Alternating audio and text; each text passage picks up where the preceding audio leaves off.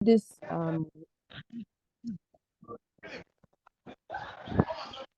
this is why it's important for us to do this webinar to move to the next stage of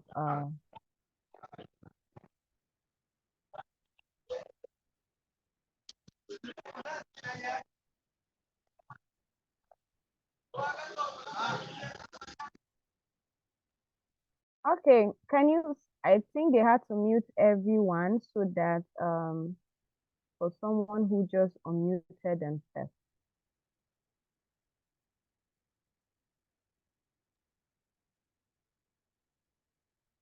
Okay, sorry, they had to mute everyone, so you couldn't hear me for like few minutes. So, like I was saying, we want to congratulate every one of you, and then we are going to have like we're going to try to make this as brief as we can and then as concise as we can. So I want you, if you have any questions, you can just keep them and somewhere. I'm not the only one that is going to be talking tonight. Like responding to your questions basically. We're going to this evening's discussion is going to be within the confine of the next stage. This is not going to be the only webinar. We usually have webinars after each stage. So we're going to try to make it within this stage. It's not going to be towards don't start asking about flight tickets yet or what you should bring yet. This period we want to focus on right now, like what we're expected to do after this.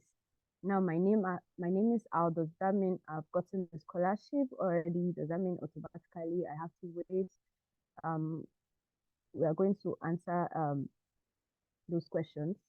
That's what we're going to look at. And then for those people that are going for PhD, what do they need to do?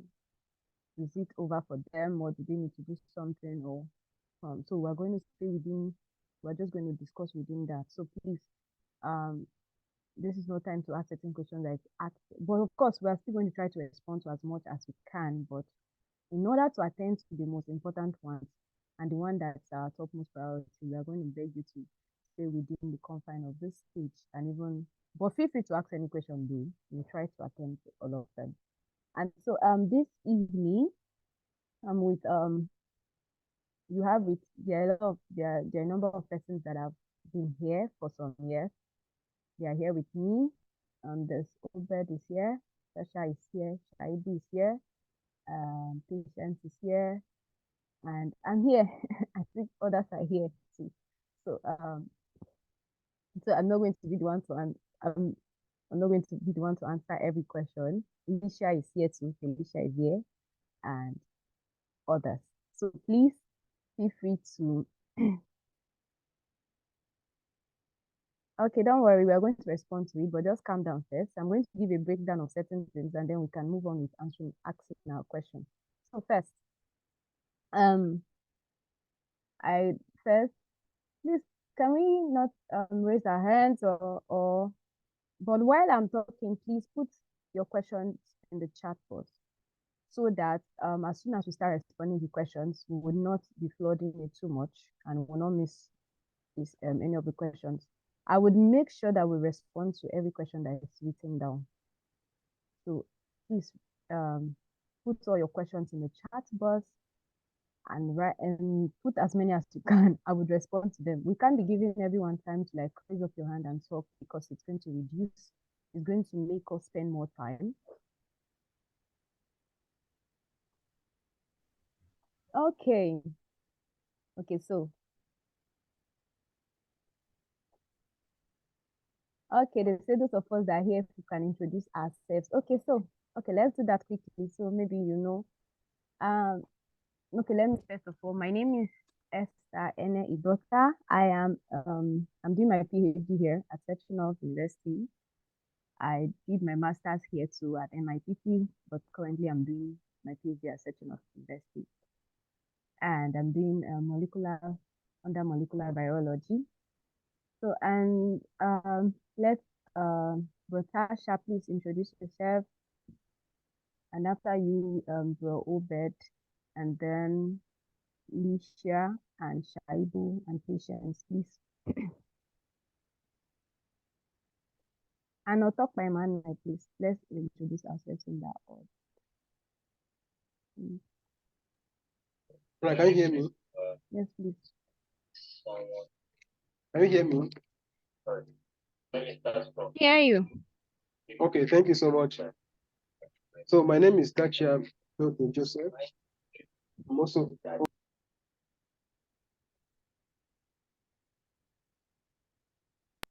all right. So my name is Tachia Joseph.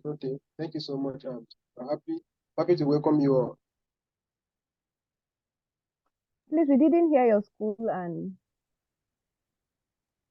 Can you hear me? Yeah, we can hear you now. All right. I said my name is Tachia Joseph. I'm also a PhD student at Innopolis University. My specialty is in robotics. I'm glad to meet everyone here. I hope to also be part of answering the questions as they come. Thank you so much, and congratulations once again for winning Open Doors this year. God bless you. Thank you so much. Robert, please introduce yourself.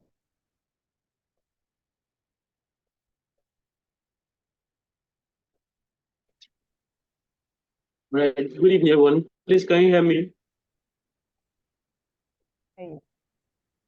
Can you hear me? Yes, we can hear you, sir. All right. Good evening, everybody. My name is Obed. I'm a student, master student of Ruden. I'm studying ecology of natural resource management. So it's nice to be here with you, and congratulations to everyone. God bless you. Okay. Thank you so much. Felicia, please introduce yourself.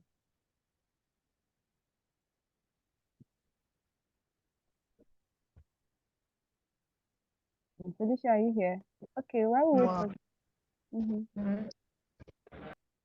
Felicia, are you here? Okay, while we wait for Felicia, please, Mr. Shaibu, please introduce yourself. Hello, can you hear me? Yeah, okay, Felicia, I can hear you now. Please go ahead. Good evening, all, and congratulations to all of us. My name is Felicia Blues, master student here at Ruden University. I'm studying linguistics. You're welcome. Thank you. Thank you so much. Mr. Shaibu, please introduce yourself. Hey, good evening, everyone. Good I'm evening. Shaibu Chuche by name, a PhD student of Modern Environmental Study in People Friendship University of Russia, Ruden University. Welcome to the board. Okay, thank you very much. Ms. Patience, please introduce yourself. Good evening, everyone. I'm Mrs. Patience Ocheche Shaibu. Okay. Sister Ine, don't say anything yet. Okay, I'm doing my master's in epidemiology, Department of Public Health in Sechinov University. Welcome. Okay, thank you so much. And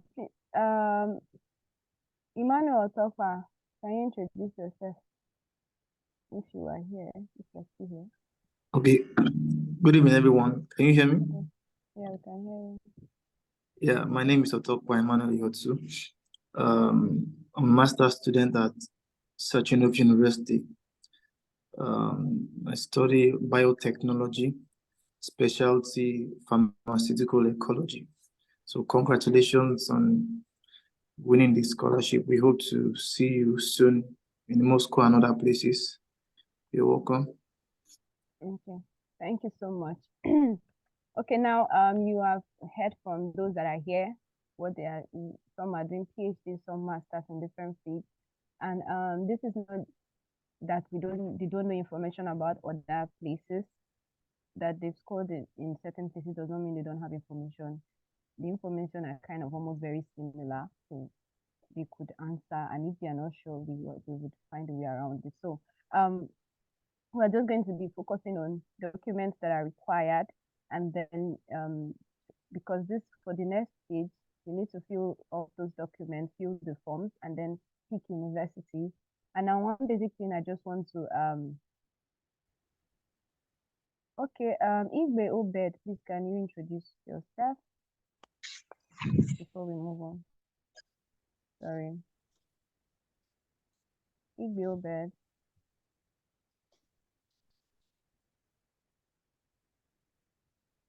Okay, Igbe Obed, when you're here, let me know.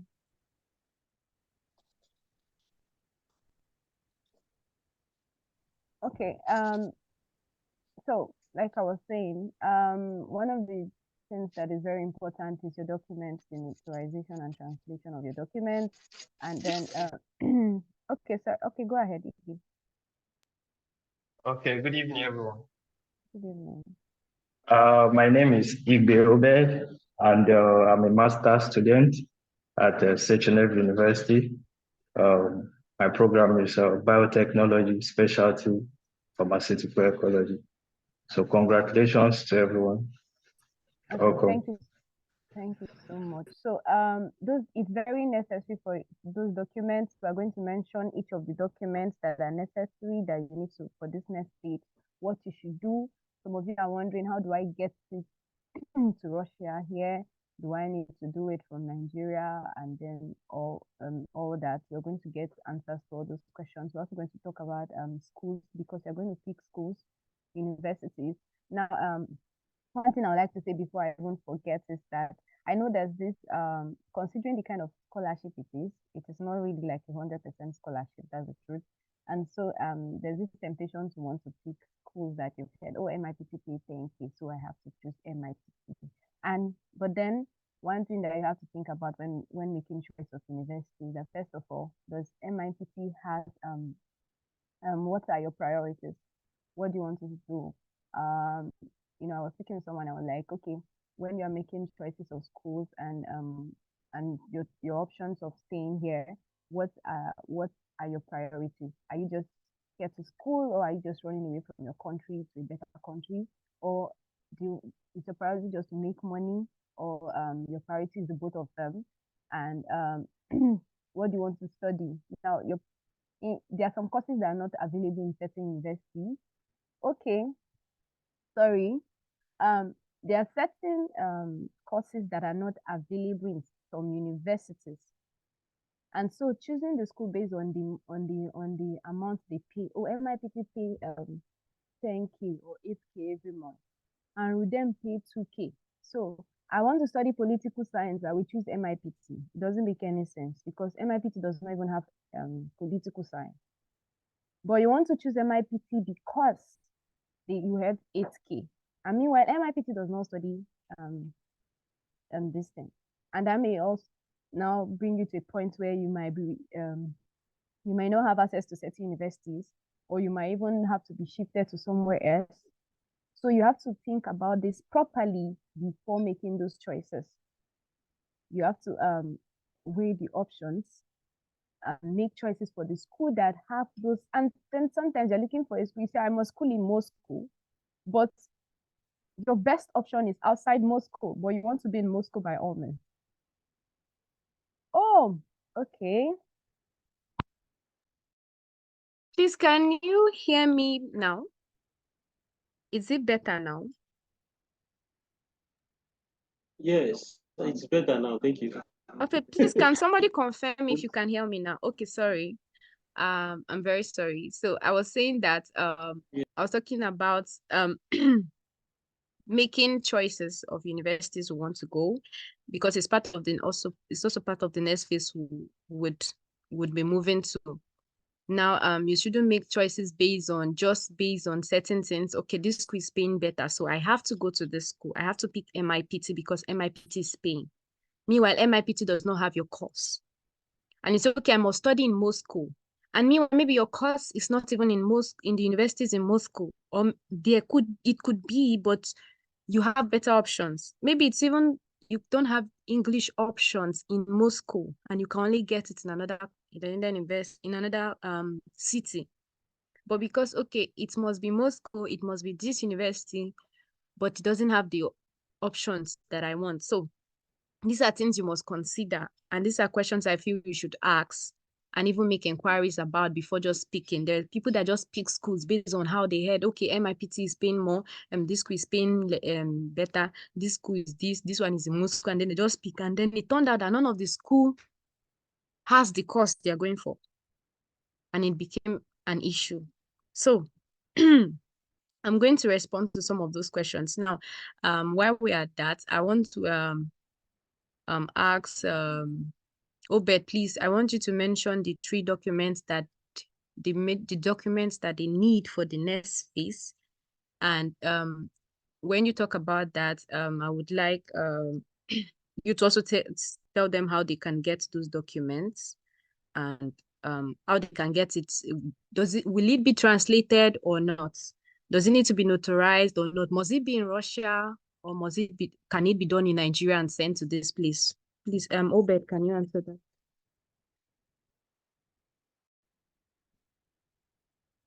Obed Koho. Okay. Yes. If you can hear me very well, I will continue. Yeah. You can hear me very well, right? I can hear you. Okay. So, congratulations and good evening once again, everybody. I'll begin with the documents. First of all, is you need your passport, and you need your transcript. You need your transcript. You need your certificate or statement of results, and then you also need a medical report. The medical report takes care of HIV, hepatitis, and tuberculosis. So they just want to get a report of that. So the ones that really need translation is, for now, for this session, the one that really needs translation is your transcript needs to be translated, your international passport needs to be translated, and also your statement of result or certificate. So they take any of them. Statement of result or certificate can actually go. So with these three, you need to translate them, and also your certificate of medical report, that's HIV, tuberculosis, and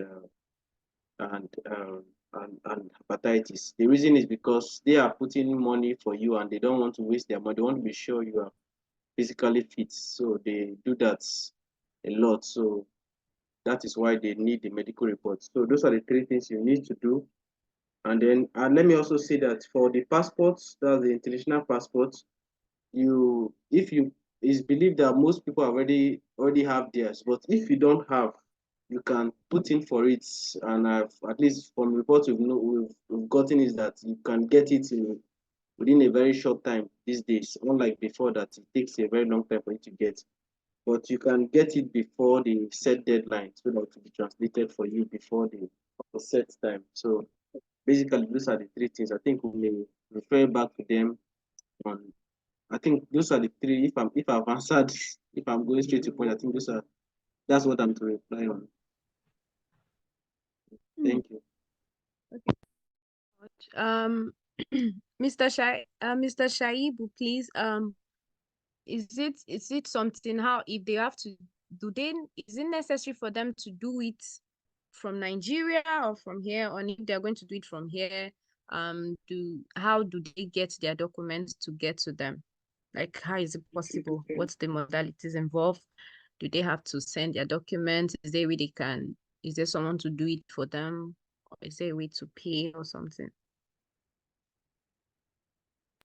Okay, thank you. On that aspect, number one, about Mr. translating. Shaibu, can you hear me? Yeah, I can hear you. Oh, can you hear me now? Hello. Please, am I well? Okay, can you hear me? Joseph, please answer that question, please. Can you hear me? Yes, I can hear him. I can hear you. Is someone hearing me? Go ahead. Yes, we can hear you, Bashar. We can hear you loud and clear. Tasha, please go ahead. It can be hard. Okay, so like I was saying, the translating document from Nigeria before coming over there, one of the disadvantage of it is that you're going to have a double expenses, because any document translated in Nigeria Tasha, please, can you go ahead? Any document translated from Nigeria coming over here, the school will reject it. Okay, while we're waiting for You Tasha, please. still going to. But I can't hear. Seriously, I cannot hear it. I've been so many days not hear. Okay.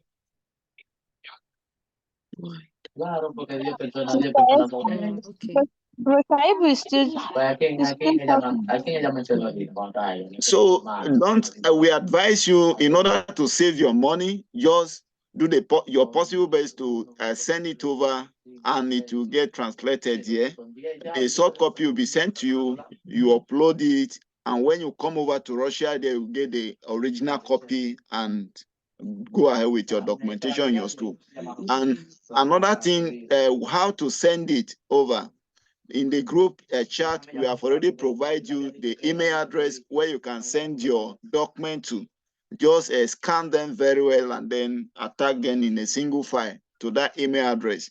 Then the document will be collected and sent to the agency for costing. After costing, then the amount will be communicated to you.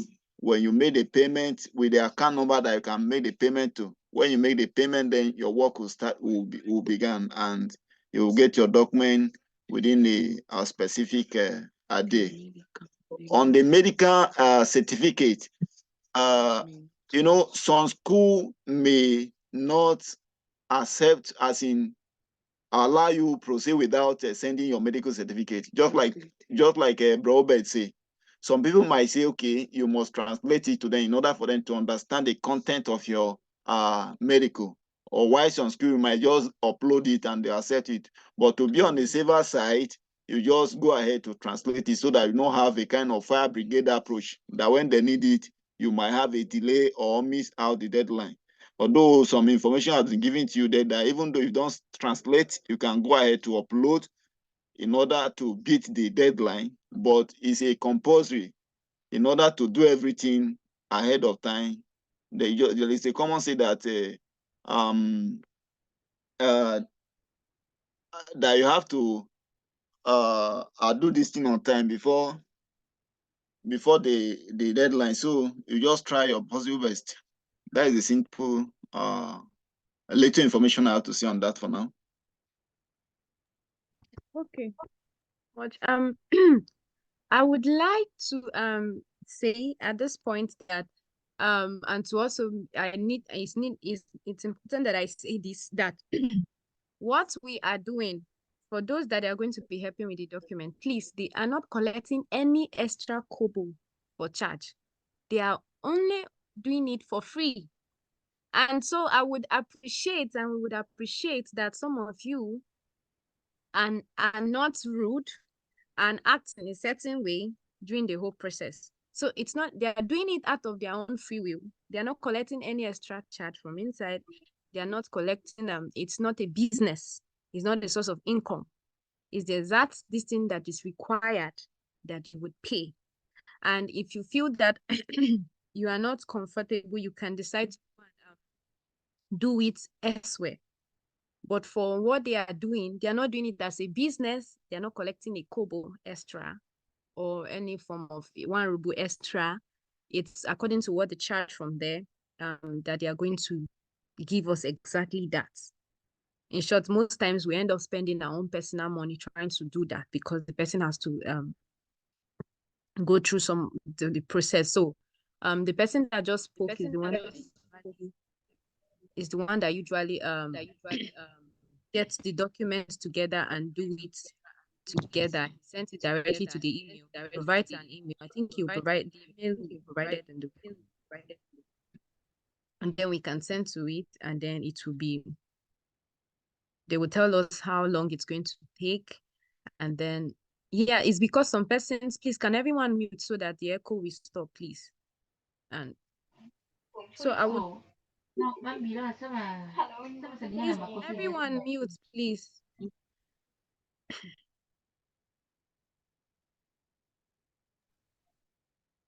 Okay, so that's that. And someone has been asking, what is the difference between the scholarship benefit for prize winner and winner? For those that your hands are raised up, please, can you type your question, or is it important that you speak?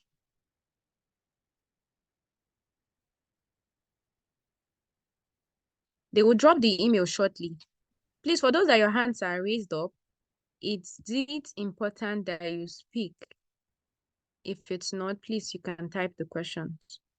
Okay, for difference between prize winner and winner, Joshua, Sasha, Joseph, please, can you respond to that? Is there a difference? Do they have different equal benefit? I think I saw a post that was posted by our assistant earlier today, differentiating that the difference between the two, or if there's any difference, or if someone who, yeah, please, Mr. Joseph, please answer the question, please. Is there a difference between a prize winner and a winner?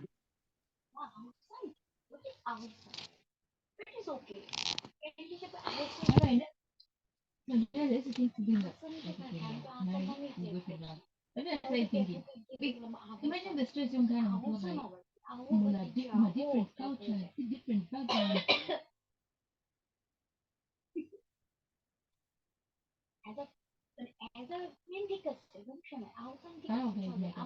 Imagine, you know how. Right, can you hear me? Hello, can you hear me? Yes, we can hear you. Yes, Please, we can Felicia, hear can you. you mute? Can you mute yourself, Felicia, please? All right, so the question about the difference between winner and prize winner. Actually, like if I read through the documentary, the winner has full right to the scholarship. That's they cover the 100% scholarship for you. The government of Russia cover 100% of your tuition fee. And just be clear that the scholarship focus on your tuition fee, and schools, some of the schools give you stipends. And so you take care of your accommodation and other expenses, such as your travel expenses, some of the medical expenses. As a student, you need to have health insurance, and some of those things are covered by your own expenses, actually at your cost. Now, so the prize winner in most schools, they actually give you, they cover maybe a percentage, maybe like 80% or 70% of the tuition fee.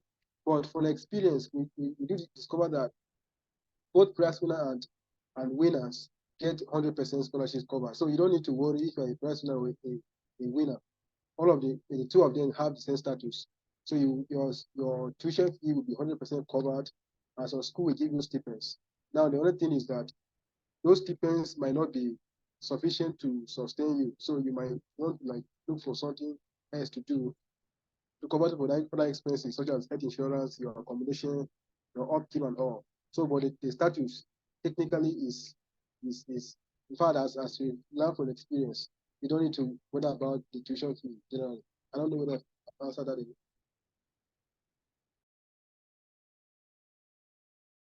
Okay, thank you so much. Someone asked about if it's and then what you have to know is that the benefits are for stipends. Every school has its stipends, but the amount varies. For some universities, 2,000 rubles, some 3,000, some 1,000 something, some 10,000, some 8,000, and the likes. And then for some universities that are kind enough, they do refunds. Like dear MIPT, they do refunds on everything anything you make purchases on, and then not like everything, but most things like your flight ticket and some things. If there's a receipt, you pay. You send the receipt to an email. I mean, you fill the form at a particular period of time, and then you get a refund on getting your flight and some other things. Then, but not most universities do not have this. So, and but majorly it covers your tuition, and then if you look at most of the accommodations in the university are kind of low for especially scholarship students. There's some universities that paying students have to pay a lot of money for accommodations, why it's cheaper for scholarship. But for some university, there's no difference. So so it means that you would have to look for extra source of funds, sort of. So So it's not like 100% this thing that they would have to pay for everything. They pay for your flights, pay for your insurance, give you no. But then there are some universities that you have access to certain benefits, certain internal scholarships, certain competitions, excellence, money for attaining certain grades, and then your money gets increased because you have a higher grade. You had excellence grade. And then there are opportunities for competitions to apply for extra this thing. And then some persons are lucky that they keep getting some of those things and increasing their in and money in school. Then someone said, I need information on subject areas, clinical medicine and public health. What school can I choose and what do they offer in terms of stipends and accommodations? Okay, for public health, it's majorly Sechenov. Then there's a university outside Moscow here. I'm trying to remember the name, but for here it's majorly Sechenov. For Sechenov, accommodation is 1,195 every month, and it's covered, and then we don't pay per month, we pay per semester. So you have to pay like that means for each semester you have to pay like 7,100 and something every this thing. And then for their stipends is about is it 1 I think it was increased to 2,000. Yes, it's 2,000. And then I think after a year it's increased, right? It's okay, so it used to be 1,900, it will be 1, and then at a point it's 2,200. So it's currently 2,002 for master student. And then so that's that for them. That's what they pay. But fortunately, they have a very good timetable that it's suitable to combine academics with work, and that's the advantage they have. They have a quite kind of flexible schedule, so it's easy. So I think to answer that, someone said I applied for masters and my name also came up in the third stage for PhD, though I don't plan to do PhD. I don't plan to do PhD, but I'm considering going for the interview. If I don't get the PhD, can I fall back to the masters? I think we've had the situations before. Obed, please, can you respond to this? But first of all, they don't do straight PhDs here, Cha. Maybe it's US majorly that does that. That you can have a PSc. I don't think they do straight PhD here. But the person is saying if you want to go for the PhD, though he didn't plan for it, except you have a master's, I think. But I'm considering going for the interview. If I don't get the PhD, can I fall back to the master's? I think some persons are in this situation, so it would be good to answer this question. Please, Robert, please answer this question. Okay. I think we had almost a similar thing. When I came in, the people that were here before me, we had almost the same thing. But I think the best thing, if you already have the master, just like Esther said, if you already have your master's, then you can take the PhD. But it will be better if you take the master's first, if you don't have. And of course, here, even if you have first class in your master's, you can't take PhD direct. I mean, your bachelor's, you can't take PhD directly. They don't accept. You must do your master's. So that's one thing. So if you already have your master's, then it is at your discretion to decide whether to take the PhD directly or to go back to master's. But if you don't have master's, then don't even think about it for PhD because they will not give you. So another thing is it's easier since you already have your master's, it's easier to just take it because you are going to choose one, you can't take two. The tuition will, I mean the scholarship will only cover for one of them, so you can't pick two. So obviously you need to just pick one of them. And the criteria is if you already have your master's, then you can take your PhD. But if you don't have it, then because before you go to the interview, PhD interview, you need to make your decision. So it's better not to to decline the masters before going to the PhD. It's better to decide wisely by maybe going with the masters for now. That's you already know what you have. If I think the person needs to tell us, Esther. I think the person needs to tell us if he already has masters or he doesn't. If he doesn't, then it's better to just go straight to the masters and forget about the PhD for now. Yes. Okay. Yeah, can you hear me, please? Yeah, please go Yes. ahead.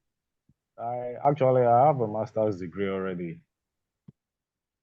Okay. Okay. So, because one thing is, if they give you the PhD and you come and you want to switch back to masters, it's really a difficult thing to do. I can't say it's impossible, but it's quite difficult. You can, because the story I wanted to share was somebody came in, they gave him masters, they gave him PhD because he already had masters. So when he came in, he really needed guide because it was quite confusing for him to just engage like that. So before he could get his fitting, he decided that okay, he will go back to take masters. And it was really a process for him. It took him almost more than a semester before he could get his footing. And in fact, it almost because his registration, like for Rude now, his details were not in the master. Though he was writing exams, they couldn't upload anything for him because it was not appearing on their portal as a master student, it was appearing as a PhD student. So he went through a lot of issues, and in fact, they almost cost him his PhD even when he needed it because they said they had already given him PhD before. So those were some of the issues he had. So, but if you are sure of that, then you can just go ahead with your PhD directly without picking masters again. I think that's just Sorry, can I add something to what you said? My name is Tosin from Nitu Mrs. Regarding this sensitive case, I best it's you right to open doors themselves to actually ask the questions because just like you said, it can really get messy and in some cases that I know they might just assume a lot of things, but if you write them, you write to their email, they would actually answer you and you can get solid answers from them since it's this from the source itself. Yeah, thank you. Okay, thank you so much, Tosin. I didn't know you were here. Thank you for joining us. So like it's like he said, it's better to not even risk it sometimes. I remember we had to do a change, something very small and very minute that I thought that is something the school should do. They had to make us go to the embassy, to the Nigerian embassy, to get a letter from Nigerian embassy. It took us a year plus to fix the change that it's not even as complicated as this. Something very minor, and it took us more than a year to fix it. And we even gave up. They even had to make us go to the embassy. Embassy had to write a letter on behalf of Nigeria and do so much. It was a very, even at the embassy, they had to ask us some questions. We had to go through so many processes and back and forth for something very minor. And eventually they got it to us after a year, more than a year. So it's quite complicated. So it's better to be on the safe side. So someone asked that so I'm going to, if we've not answered your question, don't worry, I'm going to be reading it one after the other as I'm going. Someone talked about how we expected to get our visas before 2nd March. You're not getting a visa before 2nd March, and visa is not needed for any process currently. Visa process will start much later. It's not now. So you're not getting it before 2nd March. Except if it's another scholarship you're talking about, but if it's this one, you're not getting a scholarship before 2nd March. It's not part of the thing that is required.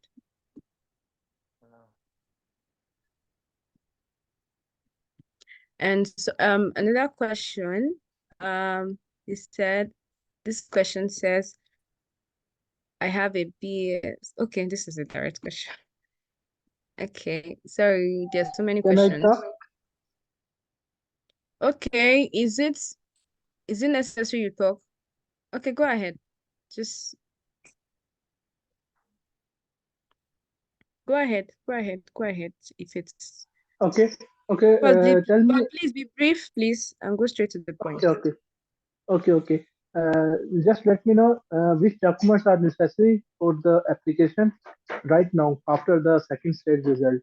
As I am the winner, and I want to pursue in this scholarship. Sorry, I didn't get that. I'm sorry. Please, can you?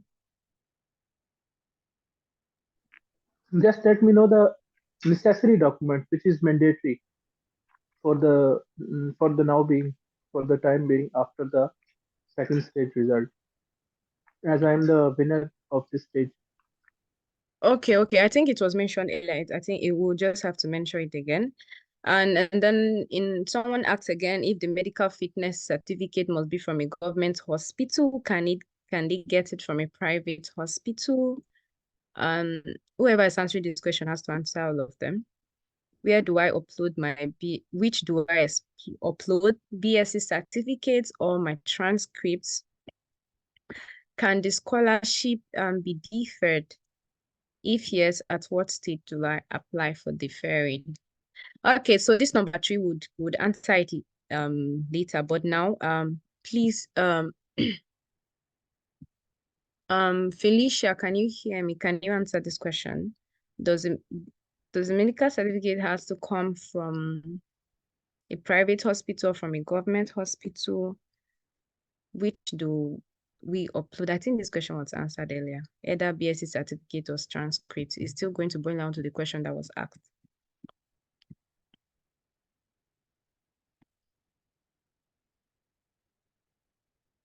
Felicia, are you here?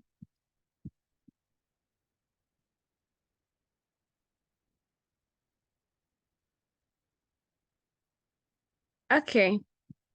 Felicia, if you're not here, please, Joseph, please answer this Sorry, question. please, what's the question, please? I'm in a noisy place. Sorry. Okay. He asked whether the medical fitness must be from a government hospital or from private, and which do they upload, BSc certificate or transcripts? And then someone was asking about the necessary documents. Okay, for the medical certificate, advisably, you go for public hospital.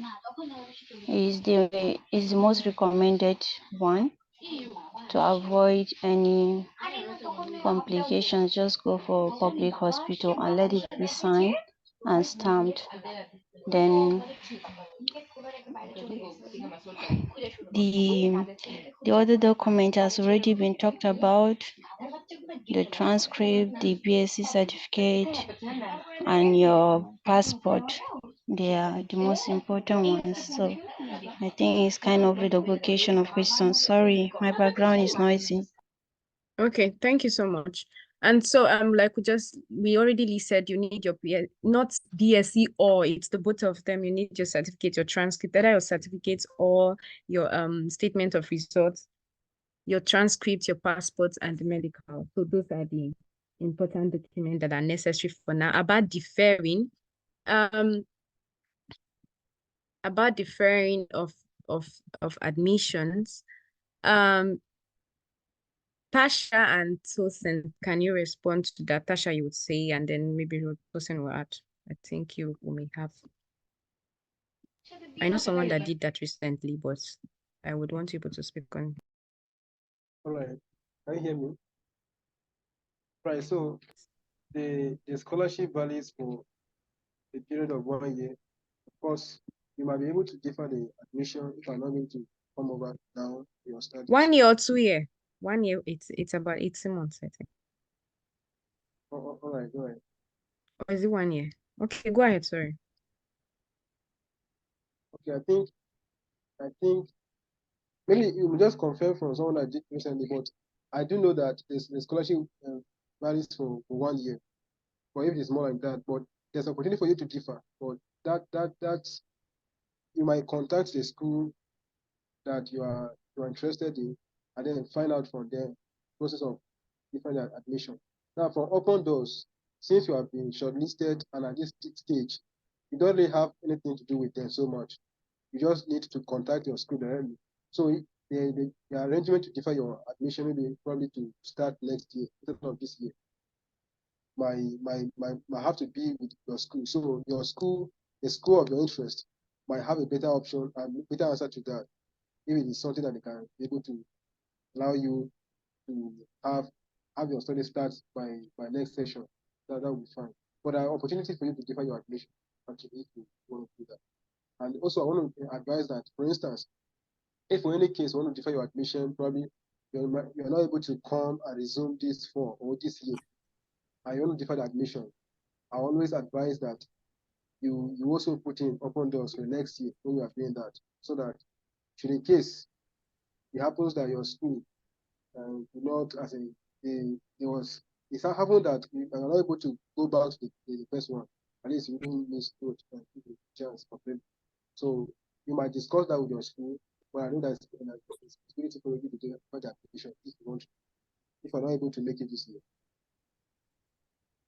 Okay, thank you so much. Tosin, do you have anything to add, or are you still here? Yes, I'm actually here. Sorry, because I'm actually into simultaneously.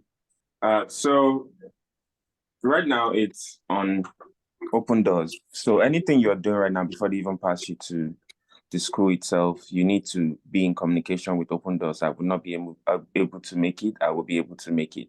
So it's a process. Right now, you need, if you want to, and if you're interested, you can go ahead to submit your document. But if not, you need to contact Open Doors to let them know I would not able to come this year.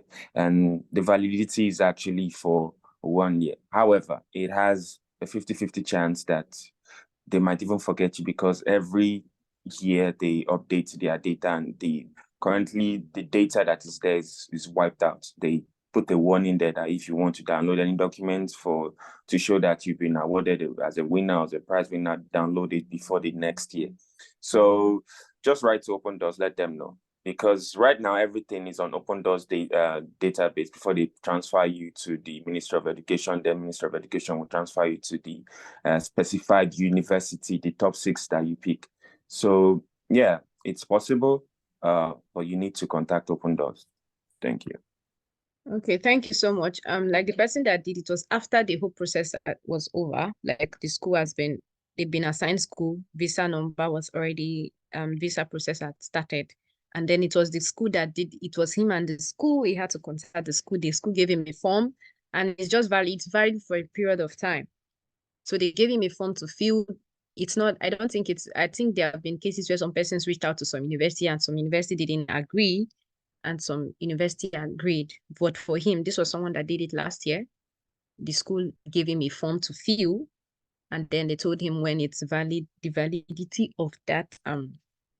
That's what the process. So, don't just make that decision until you are sure. And can student copy transcript fly? Yes, people have used student copies over time, I think.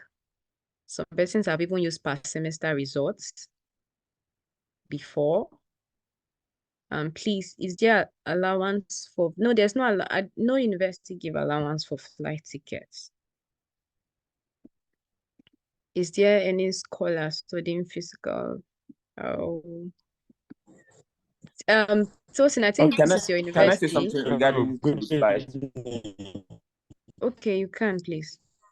In regards to the flight, again, we Tosin, wait, let me add this thing. I think it's related to your school too. So maybe you talk about both of them. It's talking about someone studying chemistry related courses. Okay, Hello. Go ahead. Achusa, please, can you wait? Hello, good evening. Achusa, can you wait? Please. Yes, please wait. Someone is talking. Tosin, please go ahead. Okay, so in regards to the flight, some universities actually refund some percentage, but it is not the full amount. They call it like endowment fund or some funds. Actually, the university, again, it's on each university. My university, no, Some other universities, yes, but it is not the full amount.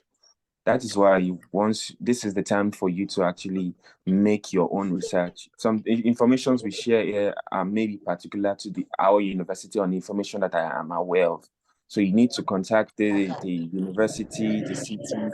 But yeah, some universities Atisa, actually please mute. Sorry, go ahead. Some universities actually make availability of the refund of some flights, but you have to apply for it. It's a due process. It's not that you're due for it. So once you arrive, then again you need to arrive on time. So that's the issue on it. You need to arrive on time, then apply for it itself. So yeah, they do make availability of some refund of flight.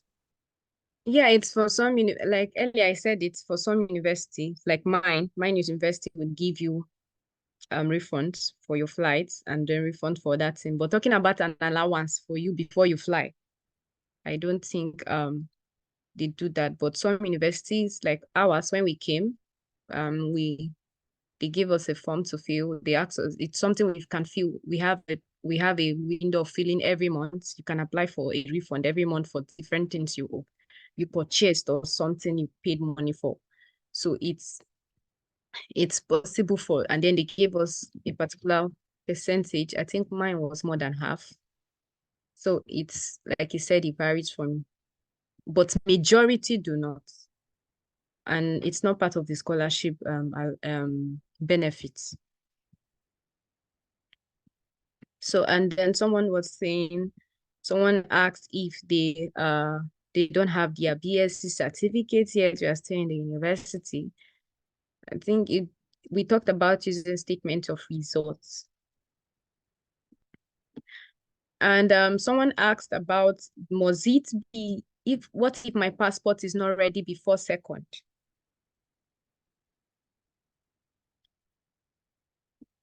Can another means of identification be used pending?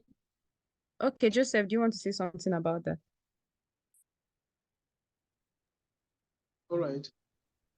That's quite tricky. Of course, they will need your passport to form visa for you. So as soon as you're able to get the passport, that will be fine. Now, but in case you're not able to have your international passport before that time, I advise that you use, for instance, for Nigeria, that you use your national ID card or any valid ID card that you might want to upload. But just go for passport. If you're able to go for urgent passport, anything like emergency passport, and if you're able to get it, it's better like that. Okay. Yeah. Okay. You want to say something? Yeah, just a little to what Bro Joseph has just said. In the case of this, one important thing is that you must upload something related to your international passport there, like your national passport, whatever, to fill that space. But you must a speed, as in be fast, to make sure you get your the passport ready in the way that they're going to check the informations. Because if they check and you don't have it really confirmed that what you uploaded is fake, some minute or some day after that, it will going to be a problem. But don't leave it until the deadline. As in, don't leave it unfilled or upload. Don't leave it empty without upload something till the day of deadline. Just upload something to cross over, because they're not going to check the information that very day of deadline, but the following, like the week or day after. So work on it, upload something like a passport, and then work on your original passport to upload when they demand for the corrections. Okay. And then someone said, can they use Google Translate to do their translation?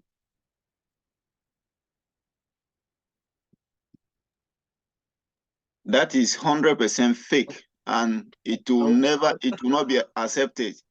Even the people that have office or translating in Nigeria, they used to reject Nigeria translation, talk more of a Google translation. Nigeria translation that they use a order stamp and notarial the signature on it, they reject it here. Talk more of just using only Google Translate. It's invalid.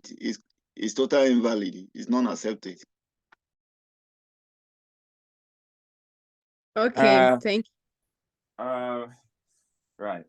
Maybe it has really changed, but again, the documents we're submitting from Nigeria needs to be translated and be notarized. During mine, I had the opportunity, the little Russian that I knew at that time. I translated everything myself and I took it to the notary place and they notarized it for me, which was the one that I actually submitted during this application period itself. So I don't know for now. I'm relying on the information I had as of the time I did mine. I did everything with Yandex translator. I was speaking word for word. It was very stressful, but I was able to do it and I translated it for myself.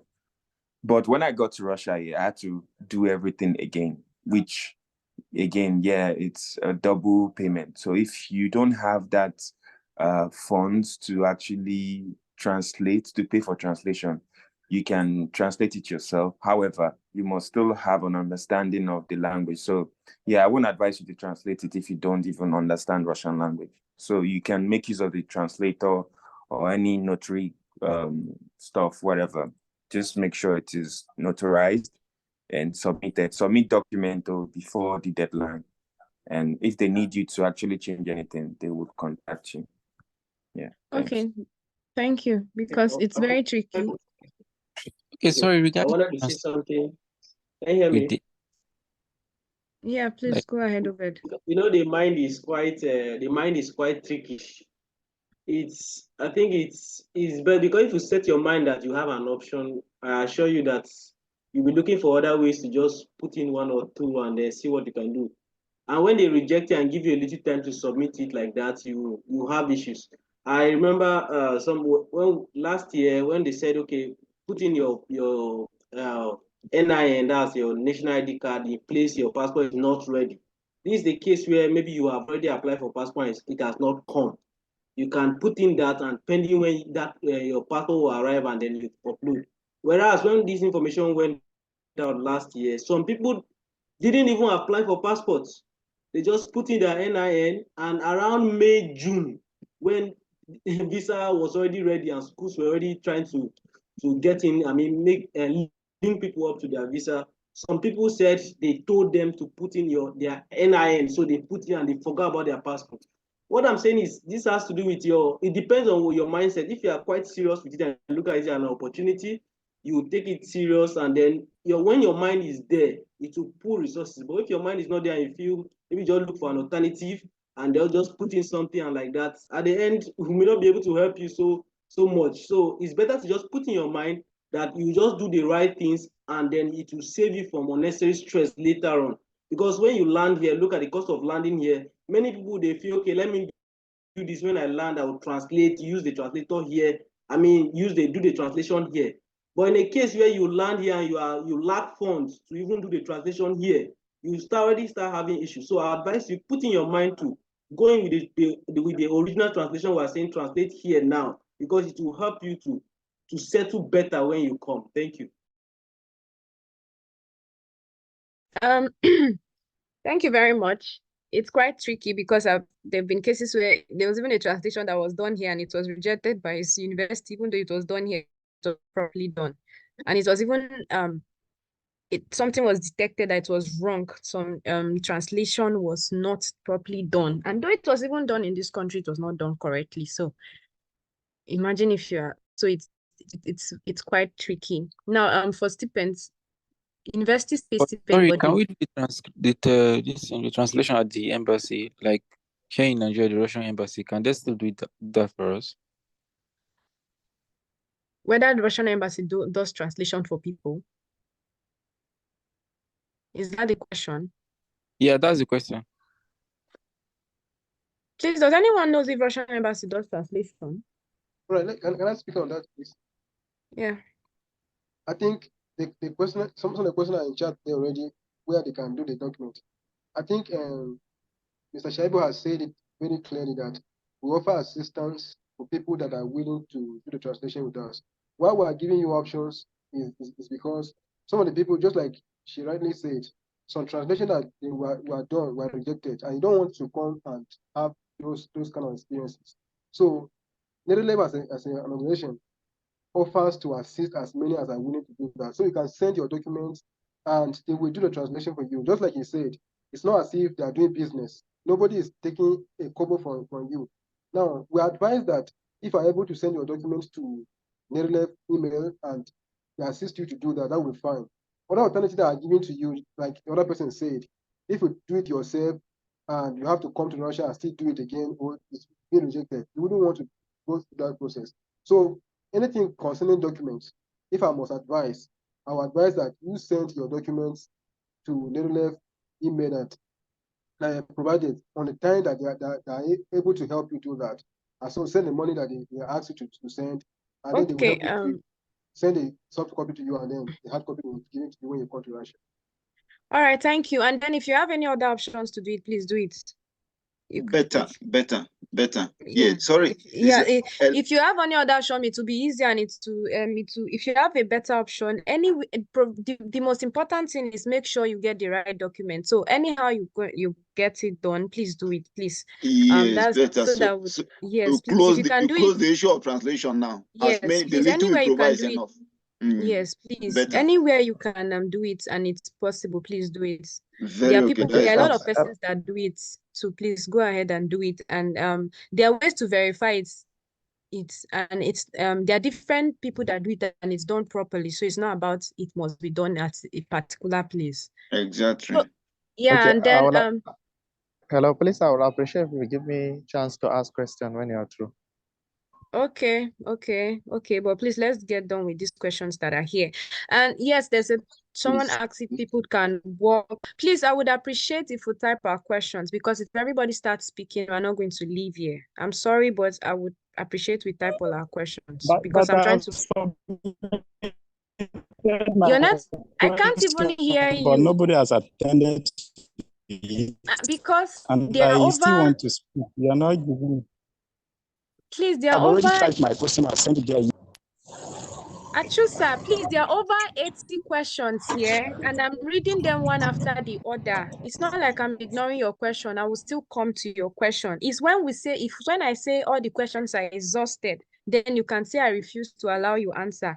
There are over 81 questions that I've not answered.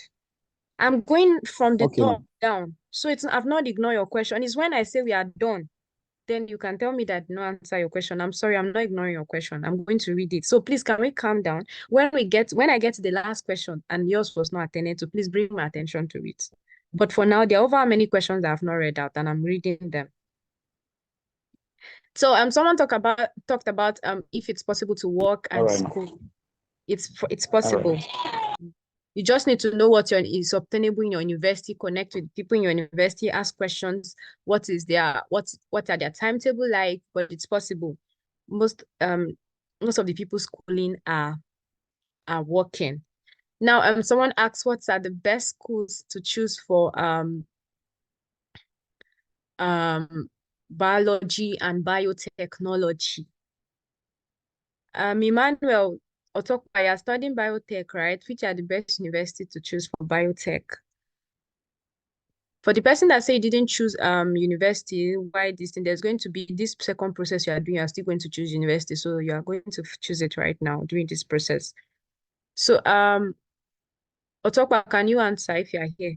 And then Igbe too, if you can answer. I know both of you are doing biotech. Okay, please, can I get the question again? It said best universities to choose for biology and biotechnology, I think, particular. Okay, well, for me, I feel it depends on the research the person has made. But for biotech and public health, Sechenov University and MIPT offer these courses. But in biotechnology, there are specializations. So let me use myself as an instance. I applied for medical biotechnology at MIPT, but it didn't work out. So I had to choose another specialty in section. So the current specialty in English, taught in English language in section is pharmaceutical ecology. The medical biotechnology is taught in Russian. So you must have to make your own proper research. So there's nothing like a best school in studying biotechnology, just for you to get the specialization you want. But for food biotechnology, I think Oral Federal University offers that as well. I think these are the few schools I know that offer biotechnology. So, but you can chat me up privately to know your specialization, maybe your research interests. I think that will really help. But I think since Ibe is here, he can also maybe shed more light on it. Thank you. Okay, there's also another is it Robotech or Ro something? It's also it's in Moscow here for biotech too. So someone was asking if there's a refund for section of university. Section of university does not do any form of refunds. They don't do refunds. Their accommodation, they provide accommodation, but now accommodation is really quite tight. But they provide accommodation, and I think our accommodation is quite nice. So but they don't do refunds, any form of refund that I'm aware of. Robotics, the best schools to study robotics. Robotics. Tasha, you did something similar or something close, I don't know. I think you should. Do you have any information on that? Yeah, all right. So for robotics, I think under open doors, you might want to consider it more. As far as I know, of course, the course is taught in MIPT, but it's in Russia. So, but if you want to go for English taught, one of the schools I can recommend so much is ITMO. That's good. Now, other schools, like I'm doing robotics, but not under open doors. So let me just people under open doors. If it's under open doors, you might want to check ITMO or MIPT if you are interested in doing it in Russian language. Yeah, you know, the things with some of these things and schools we are talking about, it's not all the schools that are under open door. And then it's not the schools that some of these courses are taught in English. Some it is taught in Russian, and then some it's like both Russian and English. And then I know that there are some courses that some persons are currently doing Part 5 for 1 year, because some of their courses are going to be English in Russian language, and then some will be in English. So it's compulsory for all of them to do Russian language for 1 year before they can start the course. So that's why it seems like maybe some of the courses are just streamlined to certain schools. It's not because they are not university studying them, it's because of this peculiar, not all universities are under open doors, and then some are taught in Russian language, and then some. And then for someone who asked if they could switch to this thing, you can put in for Russian language for 1 year while you're still, if you want. That means you are going to be, if your master's is 2 years, 2 years, you're going to do 3 years eventually. Someone that talked about the current issue, whether it's causing a problem or it's affecting us currently. For now, we are not like directly affected, and that's why we're still able to do this webinar. I think it's for now it's fine. So about spouse, except both of you are applying, I think over and over, even in my university, I said it to a lot of persons that keep asking if they can come with their spouse using this scholarship. They've said it over and over that it does not cover spouse. It's not a dependent visa. It's a student visa. And then the option that a lot of persons are currently using is they and their partners applying together and then coming together. Like I maybe I'm coming with a spouse, and then I tell my spouse, apply for open door scholarship, me to apply. Then we can decide to choose and then and then both of us get it, and then we come together. But to say that my visa covers your visa, and then I depend on your visa, it's for health insurance varies from school to school, depending on the university. Same with rent. I'm responding to the question that asked about rent and health insurance. Insurance is not static. Some school is less, some school they have a fixed rate, like Ruden is fixed and there's nothing that changes it. But for some university, like our university is flexible. Everybody gets their health insurance from anywhere, provided it's within, it covers certain things. It has to cover certain, there are certain this thing it has to cover, whether it covers doctor visits, this and that, provided it's within that. But there are some university you must use a particular this thing. So university can collect as low as 4,000, some 7,000, and then for Ruden, I think Ruden is almost 18,000 or so. So, and it's theirs is they don't, it's not like negotiable. You don't have to say I'm going to do the one of 10K or 7. Moscow State University of Civil Engineering. I don't know if anyone has any information about Moscow State University of Civil Engineering. Is it under open door? Does anyone has information about that? I don't think This I don't think SU is under open doors, but there's a university. No, it's not MSU. This is Moscow State University of Civil Engineering. Yes, I think they included it under open doors. It's under open door, right?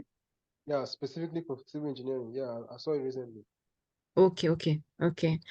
So that means it was just added. Most probably, yes. Okay. Tosin, can you answer if the feasibility of getting a job easily in Moscow?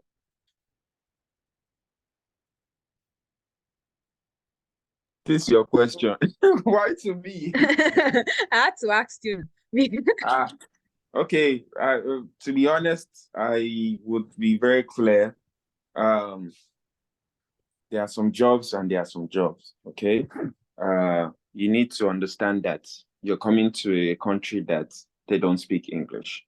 You're already -1.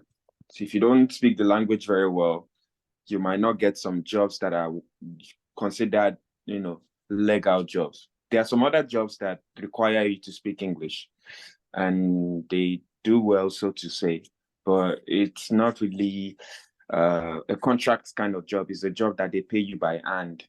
So you're avoiding tax, you're not paying tax, and they are also, it's a win-win situation. They can fire you anytime. So the ones that are more like you sign contract with them is the one they can't just wake up and fire you.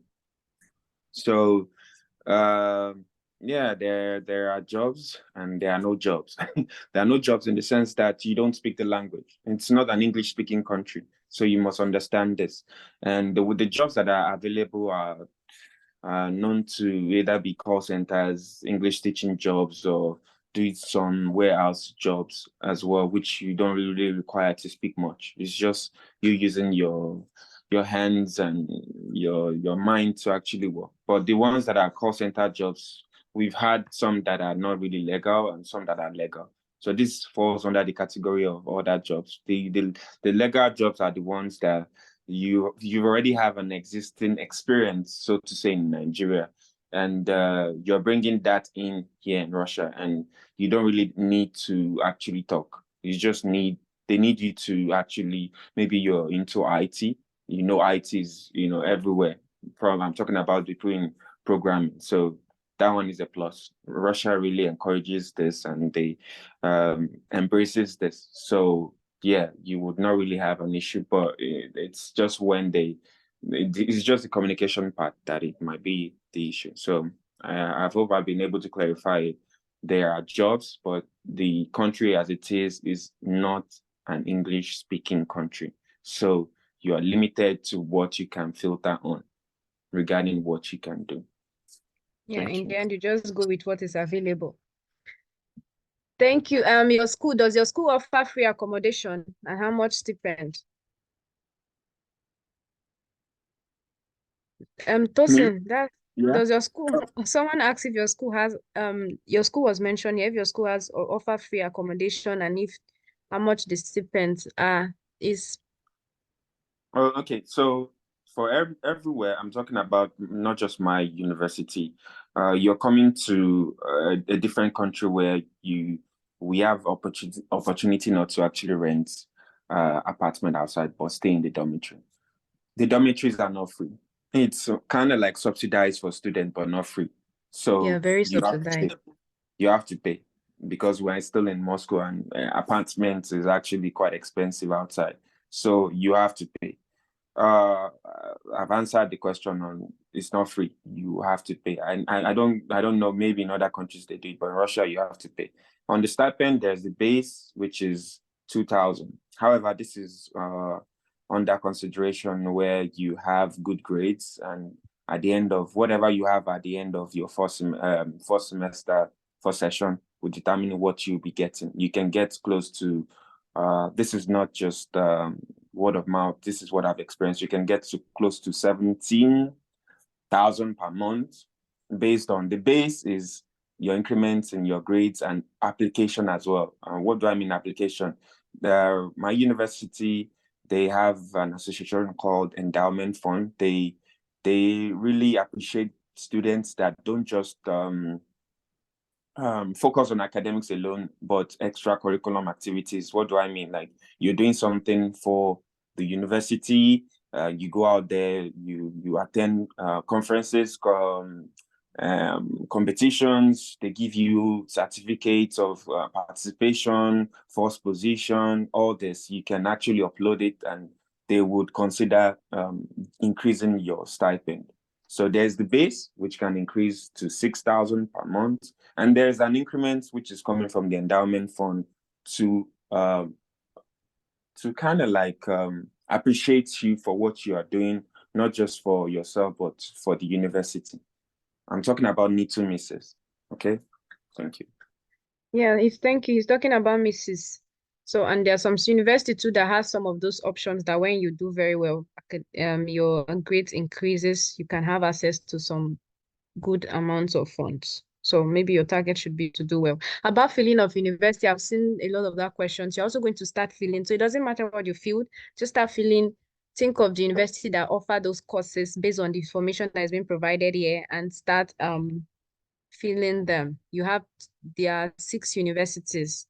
So two per state, I mean city, 2 from Moscow, 2 from, you can't choose over to, you have to choose from Moscow, 2 from St. Petersburg, then 2 from anywhere other. You can't choose 3, you can't choose 4 from Moscow, you have to split it. That's why you have 6. 2, 2, 2. Yeah.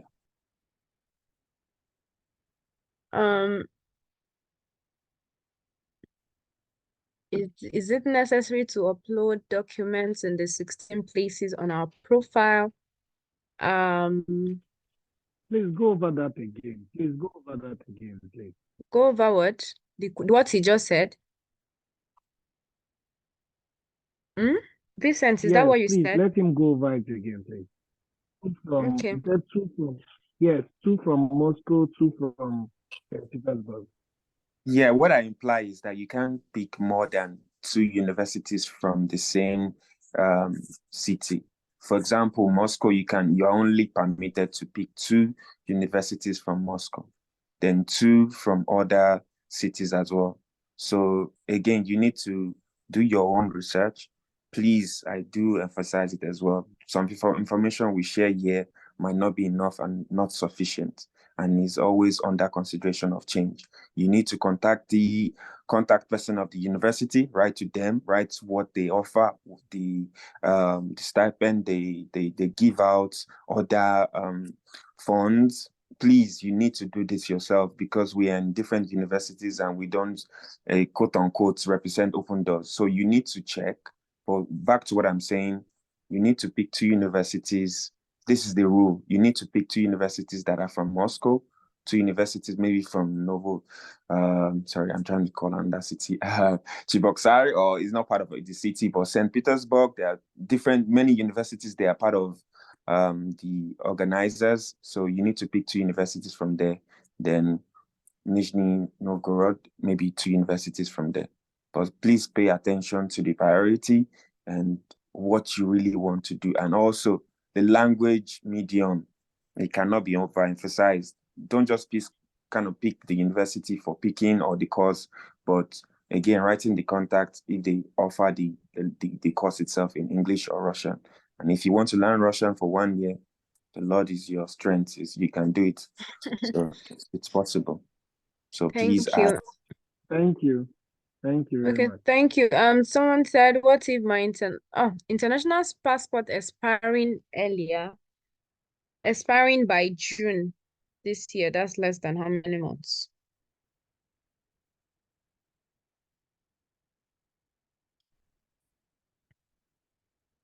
If your international passport is expiring by June, 4 in months. in 4 months, yeah. So can she still use it? Yes, in that case, what she has to do is to start applying, pursue new one now, because with that one, they're not going to issue, even before the date of visa invitation, it will expire. So, but he can use that one to upload to get the slots and then start applying for new one and get it before this, but he cannot translate that one because it's not the one, or he might translate and then going to translate when he get a new one. That is the other options.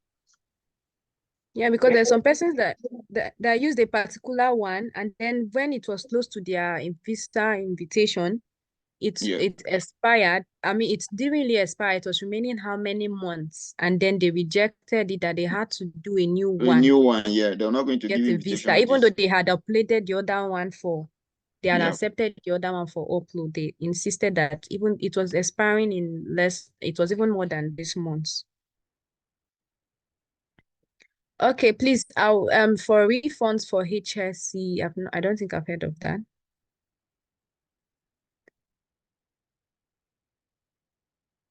The benefit, I think we've mentioned the benefits of these scholarships before.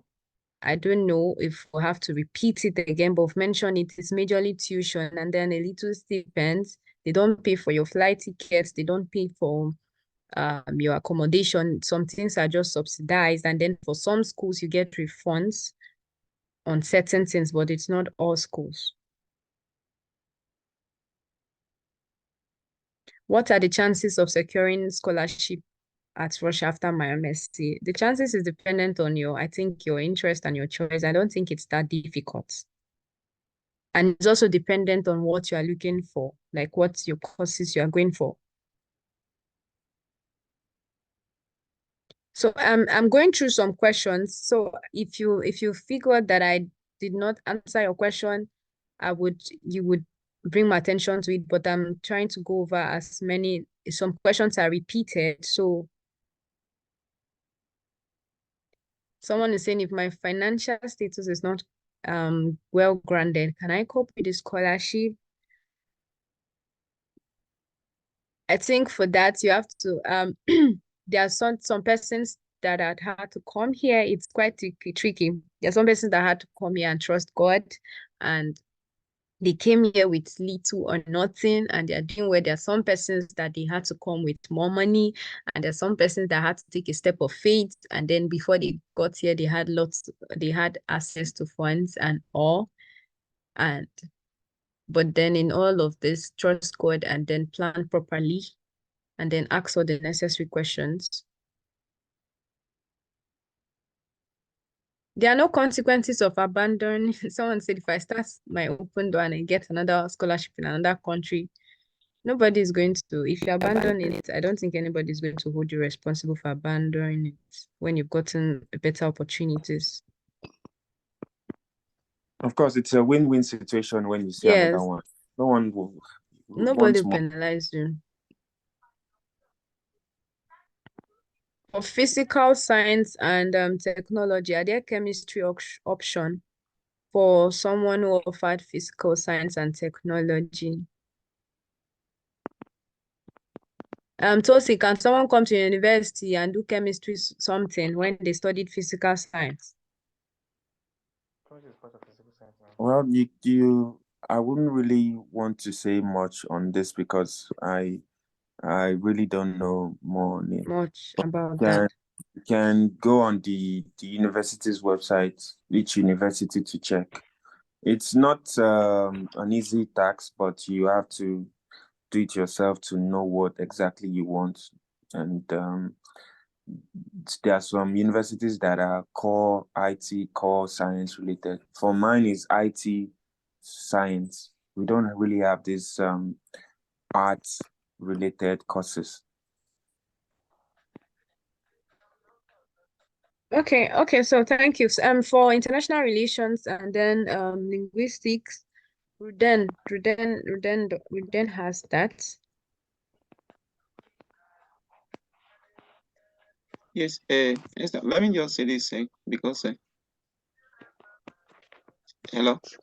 Yeah, I can hear you. Okay, yes, because since people are going out, I just want to say this on the translation before everybody get the informations ahead of time. When sending your document, please, in order to reduce the cost, you have to remove the introduction part. It's not needed. Don't send your introduction, like, introduction part, the first page, the cover page. Don't send it for translation to reduce the cost, because if you send it, it's going to be charged as a full page. So to reduce your money so that you not spend much, don't scan, attach the introduction page to your transcript when sending it. And then secondly, even the grading part, the last one, although some universities need it, well, just attach that one. But the introduction specifically, don't attach it so that you not spend much on the translation. Last year they did 900 ruble per pages, and we believe God is still going to be the same this year. Because some people ask about the amount, so for every page, one page is going to be 900 ruble, as it's going to be this year again. So that is it on that.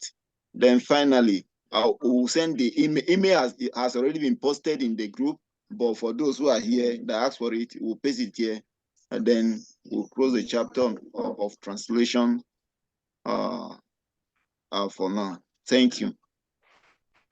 Okay, and someone asked if they please can we mute? Someone asked if the stipend is usually given during preparatory year. If you're under open door, you still be given stipends. And then someone said someone was asking about university for engineering and technology. Please, for the person asking about university that do refund, it's not about the university that do refund. It's also about if the university is offering your course. Would you want to go to a university that do refunds but does not offer your course? Like you are doing art course, and then because MIPT does refund, you want to go to MIPT or Mrs. And then Mrs. are doing science courses, and then you want to study international relations. First of all, you're not even going to get access to the scholarship eventually, because art course does not have anything to do with MIPT and Mrs. So it's not even about listing the universities that does refunds. Most of the universities do not do. It's just a few universities. So and that's why from the beginning I said your priority should, except of course your priority is different. But if it's about the cost you want to study or something, the priority should be about getting a win-win situation where you get access to your education and you are still able to get access to maybe a better living opportunities, and even access to maybe getting earnings that gives you a better life or something. So I think that should be the detail, not just about mentioning the universities that have refunds or pay more. It's good. We've mentioned some of it from the beginning, but also have it in mind that these universities are not like maybe Nigerian university or certain universities that all the courses is offered. Most of the universities here are specific. That means university that most of the courses that we have here are just medical courses and very streamlined medical courses. So you can't even find certain courses here. And the courses that are even taught in English are not even up to how many. And so basically, I think we have only, apart from medicine and medical related medicine that is studied in English and not some medical this thing, for masters, it's just biotech and public health care. So, and you have to also consider that too. And then for people that are doing PhDs, there's also that option of most universities in this place, most that are found out, most of the courses, this thing has to be done in for some university, your defense has to be done in Russian language. But then you can get a supervisor that is a supervisor that speaks English, and then not all the university does their PhD program in English. Like now in our school, even though it was written on their sites that clinical medicine is done in clinical health PhD, clinical medicine public health PhD, clinical medicine PhD is done in English. When we came here, that was not the case. I mean, it's on their sites. It's clearly written on their site that it's taught in English, but that's like on paper, but in reality, it was not taught in English. There had to be a lot of back and forth for some rearrangements to be made, and then for them to start even making arrangement for some courses to be some English speaking people to teach us some things. But then there were some that people had to just attend for, and then they couldn't even know what's going on because it was in Russian language. It was the exams that they had to make the exam bring people who could speak English to do the exam. But every form and everything we have to do was done in Russian language. And then defense is going to be in Russian language. And then if you now have access to get it, of course, but most times they will assign you to you will get a supervisor that speaks English that you can communicate with and then do this thing. And that's another for PhD people that applied for PhD, their own stage has not ended. There's still going to be the interview stage. There's going to be a stage where there'll be list the way you are interested in getting a supervisor, their supervisor are also interested in getting students. They look at all the information that you've uploaded, whether your skill, your background, your interest aligns with that, and then they could pick you, and then there's a way it happens that it whether turn green if they accept you. There's this thing that they picked you or something, and so when there's a stage where you have to pick supervisor and pick it. It's always advisable that you pick those ones that are interested in you. And then because during those interviews, one of the major things most of them look at for it's whether your interest aligns with theirs, and if you have certain things they're interested in, maybe your background, your skill, or something. So please, can I add something in regards to the language? Please add. Yeah. Again, this is not an English-speaking country, unfortunately for us that are coming. So if you are to do PhD for like my own university, if you're doing masters, and because some of us actually won again, and they're now back to PhD, you will go back to 1 year because your masters was in English. Doesn't mean that you automatically move to PhD like that. You will go back to 1 year language school to learn the Russian language, because most of your publications, you're not just publishing, kind of like posting it for yourself, but you're creating something. I don't know. I'm not doing PhD. I'm doing masters again. So you're actually posting it, what you are doing, your research, your stuff, for people to read. And the citizens here, they're not English speaking, so they are Russian. So you have to post your documentation, all these things you guys post. You have to post it in Russian language. That's why you would have to learn Russian language. This is for PhD folks, and the process has not even gotten to where you have to worry about it. The focus is mainly on the masters right now. But yes, you will do your defense, your final defense, which opportunity to attend some in Russian language. You have to speak Russian language because the professors will drill you, and You have to learn Russian. You reply back to them in Russian. So that is the downside of a country that doesn't speak English. So yeah. And if you want to do your master's in Russian language as well, if you have the strength, you are the person that can learn very fast. It doesn't really help you academically. It helps you when it comes to job search as well, because you first go through the 1 year and it can really help you to navigate well with the natives and get some jobs that we that cannot speak very well, you can speak and you easily find your way around. So that is just the limitation, the language barrier. But if you can do this, I mean, we are living here, we are still surviving. So you can also survive as well. Thank you. Okay, thank you so much. Now I'm just going to ask, is there any questions that I did not attend to? Yeah, You would of course. like? Okay. I think I've raised my question that was unanswered. Okay, what's that? What's the question? Okay, I asked that I actually was prize winner currently, and I have 6 priority universities which I've already applied. But of the subjects that was available on my account, there was not course that is in line with my background discipline. That's at my bachelor's degree. But when I emailed the school, they also told me that they are offering different subject, which is in line with what I had in the past. So can I apply using different subject, and when I get to the school, then change to that priority subject I intend, or what can I do? Thank you.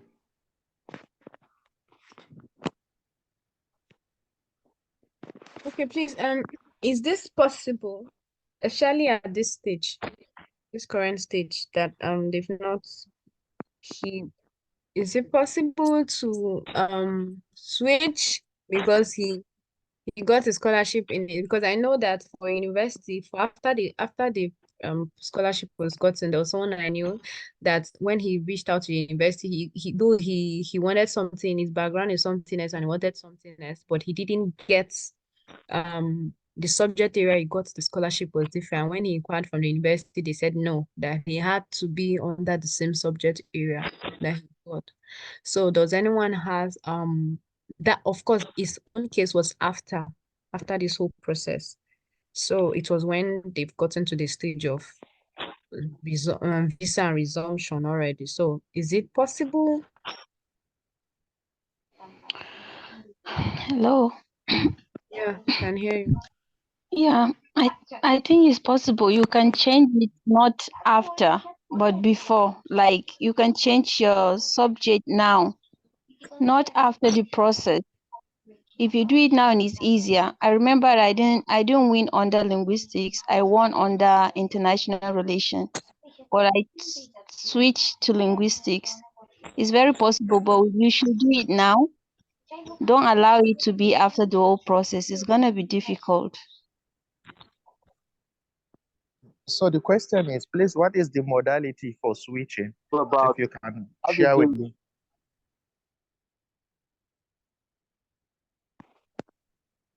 Okay, Felicia, can you respond to that?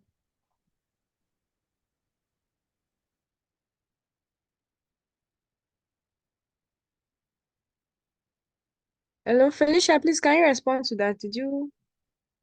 Are you still here? Hello. Yeah, we can hear you. The modalities for the change, you write to the school first, but then let's be in touch. Write me on Instagram, please. Let's continue there. Instagram.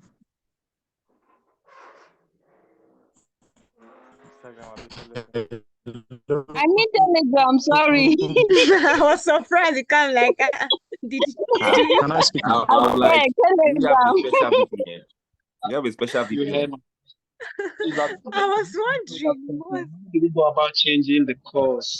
You said it's possible and it's Abeg, easier with this. Telegram. So how do we do it? Okay, can I speak now? Please, my Yeah, question go is ahead. unanswered too. Okay, please go Yes, ahead if it's an I answer. I have a similar challenge with this my recent brother that just spoke now. I had my first degree in fisheries and aquaculture. So when I was applying, I just pick other areas too. And unfortunately, I got awarded in the area of education and psychology with specific area of MSc behavioral sciences. So, and another thing is among the 6 priority universities I choose, I don't think any of them is offering this psychology. So I don't know if it might be possible to maybe at the point of documentation, I'll choose a new university that offers this, and would that be accepted, even that my background is not in that area? Though after my first degree, I'm teaching currently, and I think I scored very high in the portfolio due to the documents I submitted. So would that affect me?